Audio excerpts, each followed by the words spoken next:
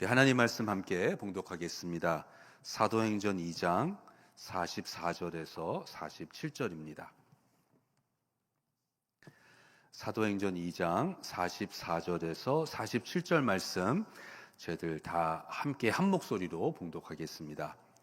믿는 사람이 다 함께 있어 모든 물건을 서로 통용하고 또 재산과 소유를 팔아 각 사람의 필요를 따라 나눠주며 날마다 마음을 같이하여 성전에 모이기를 힘쓰고 집에서 떡을 떼며 기쁨과 순전한 마음으로 음식을 먹고 하나님을 찬미하며 또 온 백성에게 칭송을 받으니 주께서 구원받는 사람을 날마다 더하게 하시니라. 아멘. 첫 번째 질문입니다. 좋은 교회는 어떠한 교회일까요?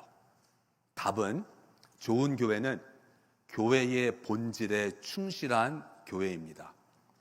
그럼 이제 두 번째 질문, 교회의 본질은 무엇인가요? 교회의 본질은 저희들이 정하는 것이 아닙니다. 우리가 생각해서 우리가 원하는 대로 교회의 본질은 이거야 그렇게 하는 것이 아니라 교회의 본질은 이미 정해져 있습니다. 이 교회의 본질을 보면 네 가지인데 니케아 콘스탄티노플 그 신조에 보면 이 네 가지가 나와 있습니다. 믿음의 고백인데요. 우리는 하나이고 거룩하고 보편적이고 사도적인 교회를 믿는다. 교회의 본질은 네 가지입니다. 하나 되고 거룩하고 보편적이고 사도적인 것. 그런데 이 교회의 본질은 변하지 않는 것입니다. 시대가 바뀌어도 또 다른 문화라 할지라도 이 본질은 바뀌지 않습니다. 그래서 이 본질을 다른 말로 한다면 DNA라고 할 수 있겠죠.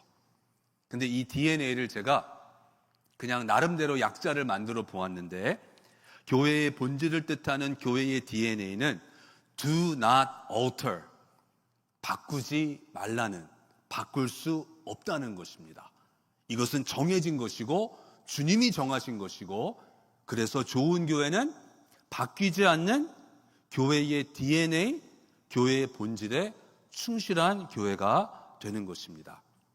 세 번째 질문, 그렇다면 우리 프라모스 교회에서는 이 네 가지 교회의 본질을 어떻게 적용하고 실천할 것인가?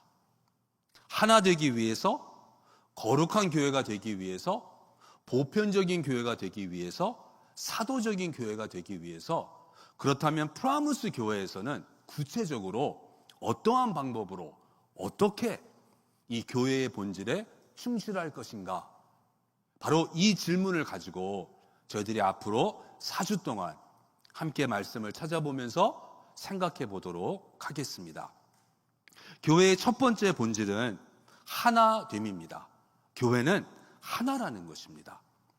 근데 이 하나가 된다는 것이 무엇일까? 저희들은 다 이론적으로 동의합니다. 교회는 하나라는 것을.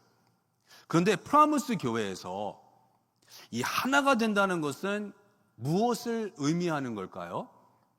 오늘 본문 말씀을 보면 초대교회가 나옵니다. 초대교회, 우리의 모델이 되는 초대교회는 무엇을 하였는지, 어떻게 하였는지. 근데 이 교회가 하나됨을 우리에게 보여주고 있는데 이 하나됨이라는 것은 우선 첫 번째, 물리적으로 함께 하는 것입니다.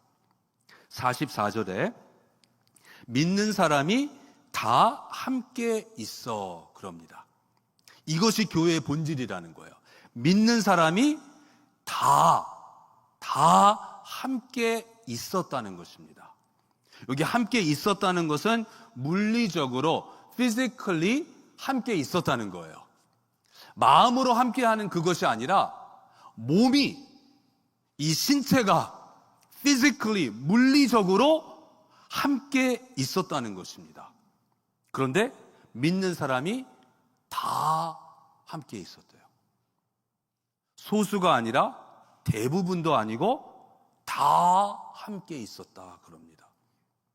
그래서 어느 교회는 큰 교회인데도 주일에 예배를 한 번밖에 드리질 않아요. 그 정도 사이즈 교회라면 주일에 막 3부, 4부, 5부까지 예배가 있을 것 같은데 장소가 비좁고 좀 불편하더라도 믿는 사람들이 다 한 자리에 함께 모여 예배를 드린다. 이것을 주장하면서 주일에 한 번밖에 예배를 드리지 않는. 그때 그 한 번 모든 교인들이, 모든 성도들이 같은 장소에 모여서 함께 예배를 드린다는 의미입니다. 그러니까 교회가 하나 된다는 것은 우선적으로 물리적으로 모이는 것을 뜻하고, 그래서 성경에서는 모이게 힘쓰라 우리에게 권면하고 있죠. 여러분, 교회는 그리스도의 몸입니다. 그런데 우리 그리스도 예수님을 생각하면, 예수님의 생애, 예수님의 사역을 생각하면 예수님은 physically, 물리적으로 사역을 하셨어요. 그냥 영적으로만 이 세상에 오신 게 아니라 성육신 하셨죠. 피지컬한 바디, 몸을 가지고 이 세상에 오셨어요. 예수님이 십자가에 달려 죽으셨을 때에 그것은 그냥 영적인 죽음이 아니었죠. 예수님은 실질적으로 이 물리적으로 몸에 고난, 고통을 당하시고 피를 흘리시고 찔리시고 예수님은 죽으셨어요. 상당히 피지컬한 물리적인 십자가.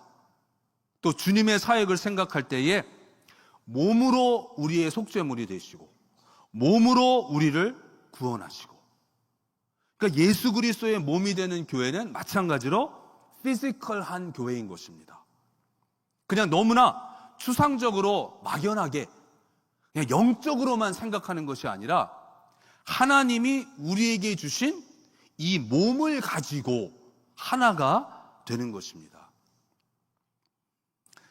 타임지가 20세기 최고의 신학자로 선정한 미국 신학자 스탠리 하우아스는 지역교회를 말할 때 지역교회는 무엇인가? 지역교회는 주차장이 있고 팟러그하고 비가 오면 물이 새는 지붕을 가진 교회다. 이 교회라는 것은 그냥 막연한 추상적인 그것이 아니라는 거예요. 아주 구체적으로 주차장이 있고 주차장 공사를 해야 되고 또 건물이 있어서 비가 내리면 물이 새면 그 지붕을 고쳐야 되고, 이게 교회라는 거예요. 피지컬한, 볼 수 있는, 만질 수 있는. 그래서 교회가 하나 된다는 것은 일단 우선적으로 함께 물리적으로 모이는 것을 뜻하는 것입니다. 저는 기대하고 기다리는 것이 한 가지가 있어요. 할아버지가 되는 것입니다. 그래서 제 자녀들한테 되도록이면 빨리 결혼해라, 빨리 애를 낳아라, 그렇게 말하고 있습니다. 좋은 할아버지가 될 자신이 있어요, 제가. 근데 아직은 할아버지가 아니니까 손자, 이거는 이론적으로는 알겠지만 실질적으로는 모르는 거죠. 그래서 할아버지, 할머니 되신 분들한테 제가 어떤 때는 질문을 해요. 친손자랑 외손자 정말 다른가요? 외손자보다 친손자가 더 사랑스럽나요? 뭐 이런 질문을 하면 대부분의 답은 이렇습니다. 친손자, 외손자 그런 게 아니라 내가 키운 손자, 나랑 같이 살았던 손자, 제일 사랑스럽다는 거예요. 아무래도 제일 마음이 간다는 거예요. 진짜 그럴 것 같아요. 타주에 멀리 살기 때문에 1년에 한 번 볼까 말까 한 그러한 손주보다 같은 지역에 살거나 아니면 아예 그냥 같은 집에서 또 태어날 때부터 그 손주를 키웠다면 훨씬 더 마음이 갈 것 같고 그 손주가 왠지 더 스페셜할 것 같아요. 저희 외할머니도 보니까 제가 그래서 좀 시기 질투도 했는데, 제 사촌 동생이 카나다에서 태어났는데 그 사촌 동생이 태어날 때부터 제 할머니가 그 사촌 동생을 키우신 거예요. 그러니까 많은 손주들 가운데에서도 그 제 사촌 동생 그 손주를 제일 사랑하셨어. 그거를 보면서 속으로는 좀 질투하고 이렇게 시기했는데 어쩌면 그게 당연한 것 같아요. 그러니까 저희들도 서로 봐야 되는 거예요. 그냥 서로 얼굴도 보고 이렇게 physically 함께 해야 더 사랑하게 되고 더 마음이 가는 것 같습니다. 시편 133편에 보면 시편 기자 다윗이 이렇게 말을 하죠. 보라, 형제가 연합하여, 그 다음에 뭔가요? 형제가 연합하여 동거함이, 그러죠. 연합으로 끝나지 않아요. 연합은 뭐 마음으로 연합할 수 있어요. 생각으로 연합할 수 있어요. 그런데 연합하여 동거함이, 그래요. 동거한다는 것은 physically, 물리적으로 함께 있는 거죠. 동거함이 어찌 그리 선하고 아름다운 거, 이렇게 고백합니다. 그러니까 연합인데 동거함까지 물리적으로 함께 하는 거예요. 김양재 목사님 집회 때 저희 교인은 아니신데 참석하신 분이 계세요. 지난주 금요 예배 보니까 금요 예배도 오셨더라고요. 그런데 이분은 시각장애인이세요. 앞을 보지 못하세요. 그래서 남편의 도움을 받아서 오신 거예요. 시각장애인이니까 얼마든지 집에서 예배 드릴 수 있겠죠?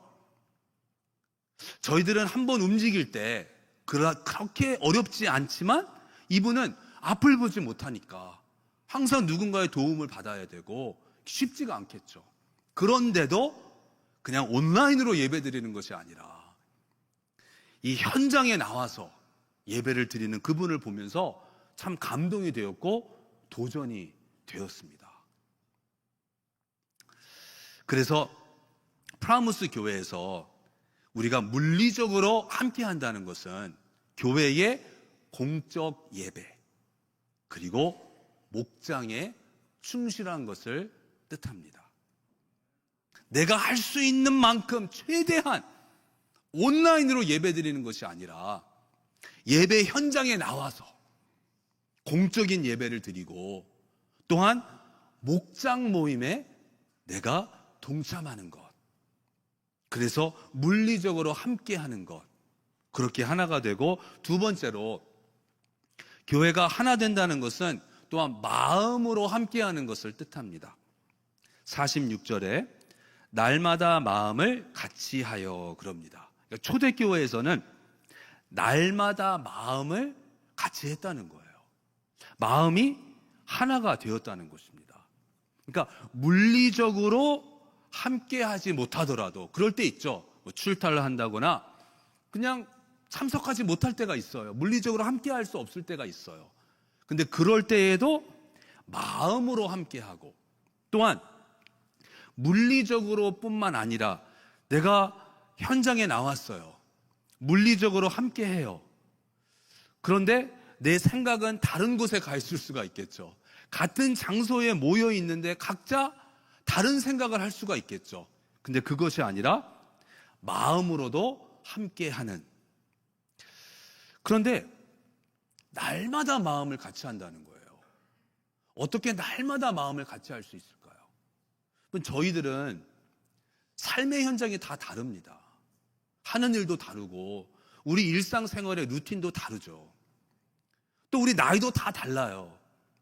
30대의 고민, 60대의 고민 다릅니다. 40대가 모였을 때 대화 내용과 70대가 모였을 때 대화의 내용이 같을 수가 없는 거죠. 그런데 어떻게 매일같이 날마다 마음이 같을 수가 있을까요? 마음이 같다는 건 뭔가요? 같은 생각을 한다는 거죠. 같은 고민을 한다는 것입니다. 그러니까 프라무스 교회에서 마음을 같이, 마음으로 함께 한다는 것은 특히 날마다 매일, 이것은 우리가 같은 본문 말씀을 가지고 큐티를 하는 거죠. 김양재 목사님 오셔서 큐티를 엄청 강조하셨죠. 근데 이 큐티는 내가 개인적으로 하나님의 말씀을 묵상하는 것뿐만 아니라 온 교회가 매일 같은 본문을 가지고 똑같은 말씀을 묵상하고 똑같은 말씀을 가지고 생각하고 고민하고 기도하는 거죠. 그러니까 각자 삶의 현장에 있으면서도 같은 생각을 하게 되는 것이고 같은 고민을 하게 되는 거예요. 그래서 앞으로는 저희들이 이 온 교회가 큐티하는 것을 좀 더 활성화시키고 또 모든 분들이 좀 쉽게 접근할 수 있는 그러한 방법을 찾아서 전 교회가, 온 교회가 매일 같은 본문 말씀을 가지고 하루를 살아가는, 그럴 때에 우리의 마음은 하나가 되는 것입니다. 근데 마음을 같이 했다 하는데 여기서 또 말하는 것은 열정, 패션이 같았다는 거예요. 이 열정이 같은데 그 단어를 또 다른 곳에서 찾아보면 좀 부정적인 예가 있습니다. 예를 들면 사도행전 18장 12절에 갈리오가 아가야 총독되었을 때에 유대인이 일제히 일어나 바울을 대적하여 법정으로 데리고 가서, 이 유대인들이 하나가 되었어요. 바울을 대적하는 일로 일제히 일어나 그러죠. 이 일제히 바로 그 단어입니다. 그러니까 교회가 하나 된다는 것은 어떠한 일이 일어났을 때 일제히 하나가 되는 거예요.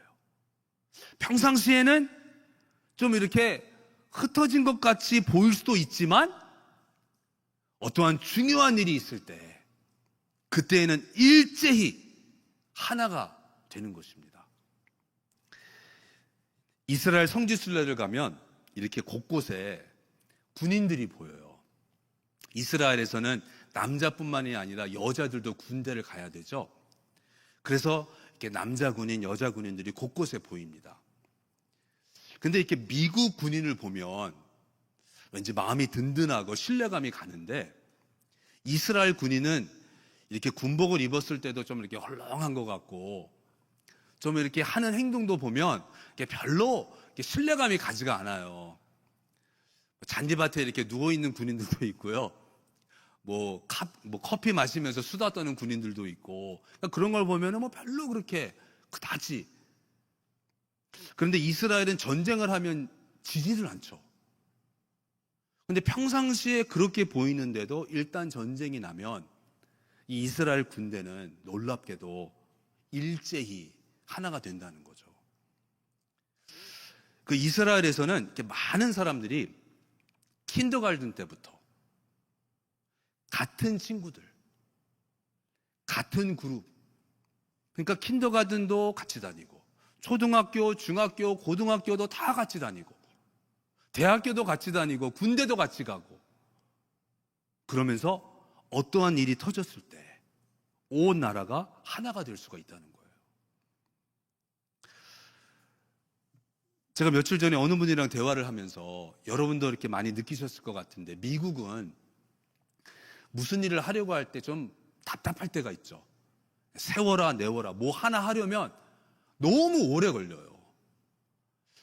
어느 사무실을 찾아갔을 때 일하는 거를 보면 어떤 때는 그냥 터질 것 같죠, 여러분. 한국 같았으면 이미 다 일이 끝났을 텐데 미국은 그냥 세워라 내워라 뭐 이렇게 오래 걸리는지 모르겠어요. 그렇죠? 그런데 그러한 미국을 보면 이런 식으로 일을 하는데 미국이 어떻게 돌아갈까 그러는데, 어떻게 미국이 세계 최강국일까요? 일을 그렇게 하는데. 근데 그분이 하시는 말씀이 제가 얘기를 들어보니까 맞는 것 같아. 미국은 어떠한 큰 일이 터졌을 때 그때 강하다는 거예요. 긴급 상황, emergency. 그럴 때는 그 어느 나라보다도 일제히 신속하게 확실하게 대응을 한다는 거죠. 왜냐하면 평상시에 준비를 해놓으니까요. 그러니까 미국 법을 보면 빌딩 코드 이런 걸 보면, 아니 이러한 일이 일어날 확률이 얼마나 된다고 이렇게 많은 돈을 들여서 빌딩을 지을 때에도 꼭 그거를 해야 되고, 여러분 또 비즈니스 하실 때도 그런 거 있잖아요. 아니 뭐 이거를 하라고 그래? 이렇게 막 돈을 들여서 이거 해라 저거 해라 뭐 막 요구하는 게 많죠. 그런데 정말 이멀전시가 생기면 그러한 구조들이 있기 때문에 평상시에 그렇게 준비해 놓았기 때문에 즉시 대응할 수가 있는 거예요. 그러니까 우리가 마음으로 하나가 된다는 것은 이렇게 일제히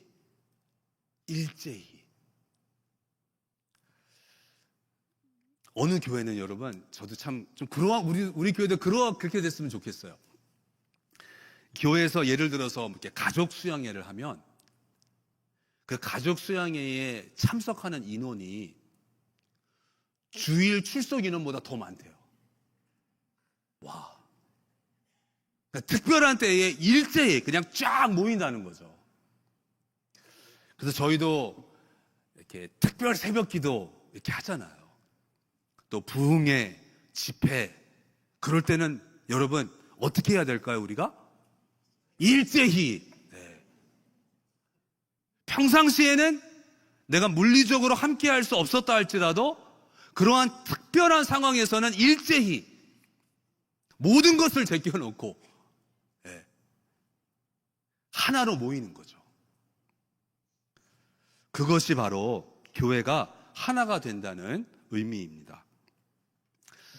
그런데 이렇게 하기 위해서는 한 가지 필요한 것이 있는데 46절 후반에 보시면 기쁨과 순전한 마음으로 음식을 먹고 그래요. 이 초대교회는 모였을 때 음식을 함께 먹었다는 거예요. 근데 기쁨과 순전한 마음으로 음식을 먹었다 그래요. 기쁨으로 음식을 먹었다 이해가 돼요. 그렇죠? 우리가 좋아하는 음식이 있을 때 기쁘잖아요. 떡볶이가 있으면 막 기쁘잖아요. 근데 순전한 마음으로 먹었다? 여러분 어제 저녁 식사하실 때 순전한 마음으로 저녁 드셨나요? 순전한 마음으로 먹는다는 게 뭘까요? 왜 이러한 말을 할까요? 근데 이 순전하다는 게 어느 영어 번역을 보니까 generous라고 이렇게 번역이 되어 있어요. 그거는 또 뭘까? generous한 마음으로 음식을 먹었다. 이거는 내가 조금 덜 먹고 다른 사람 더 많이 먹도록 해야지 뭐 그러한 제너러스한 건가?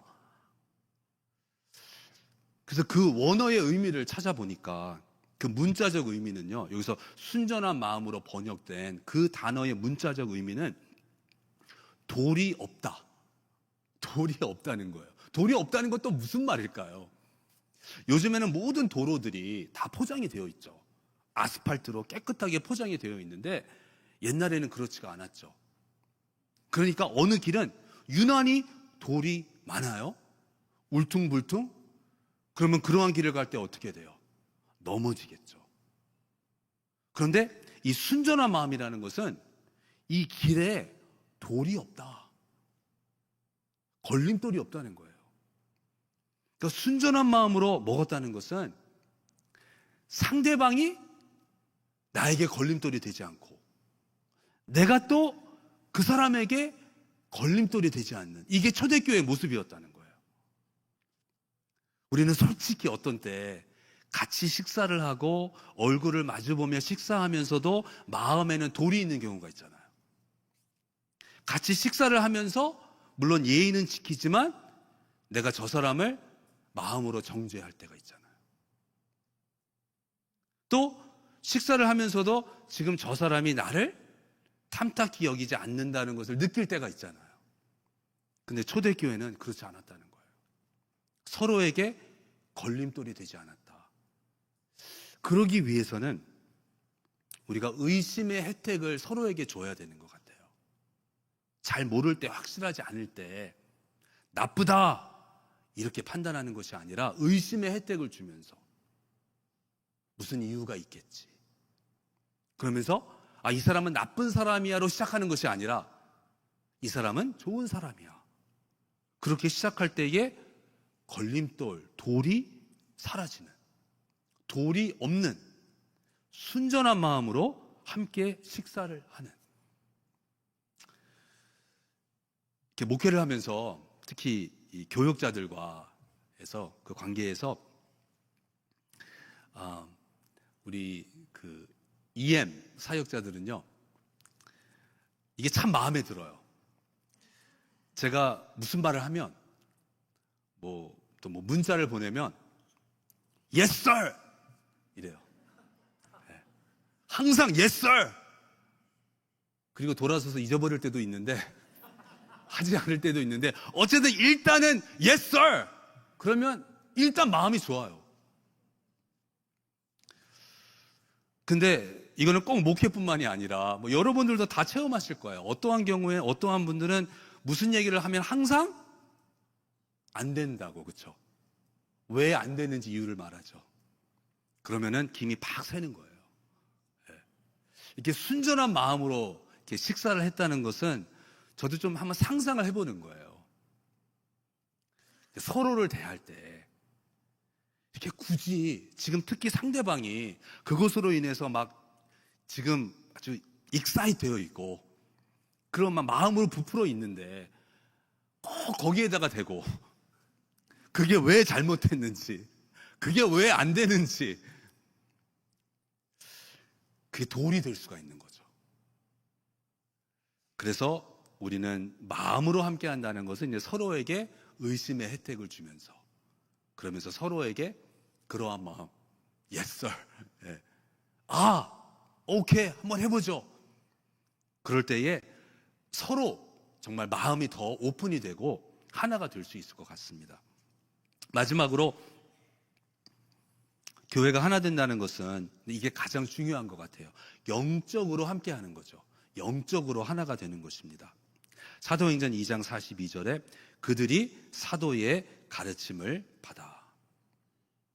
이렇게 모이기에 힘쓰고 또 매일같이 날마다 같은 마음을 가졌던 이 사람들, 사도의 가르침을 받았다는 거예요. 함께 같은 가르침을 받은 거예요. 그러니까 프라무스 교회가 영적으로 하나가 된다는 것은 우리가 다 함께 같은 가르침을 받는 거죠. 각자 다른 신앙생활을 하는 것이 아니라, 그러니까 프라무스 교회의 영적 언어가 하나가 된다는 거예요.